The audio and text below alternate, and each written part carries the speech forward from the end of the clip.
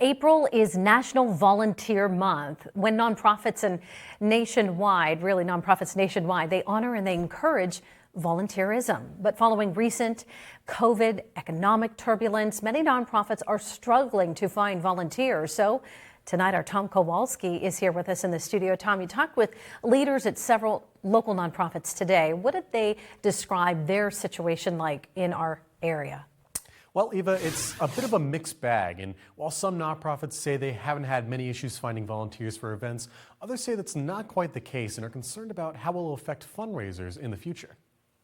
You may not realize it, but every day, millions of people rely on volunteers for food, shelter, and care. But in recent years, volunteer participation has fallen about 7%, according to the U.S. Census and AmeriCorps. Here in Erie, Amy Blackman of the Crime Victim Center says they've noticed a slight change in numbers. It kind of varies depending event to event. Sometimes we'll get quite a few who sign up.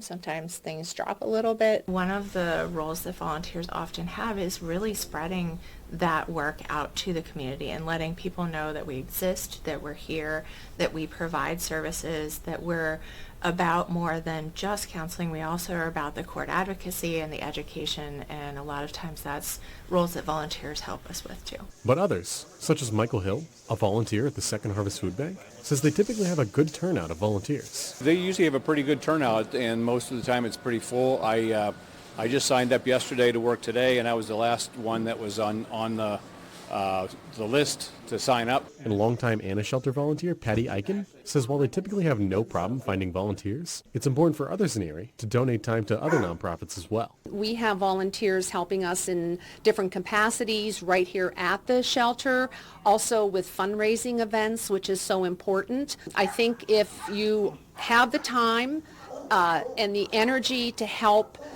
anywhere, just really important to find your passion and just give back to the community in any way you can.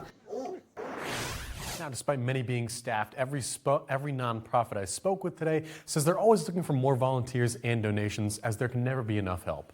Tom Kowalski, Erie News Now.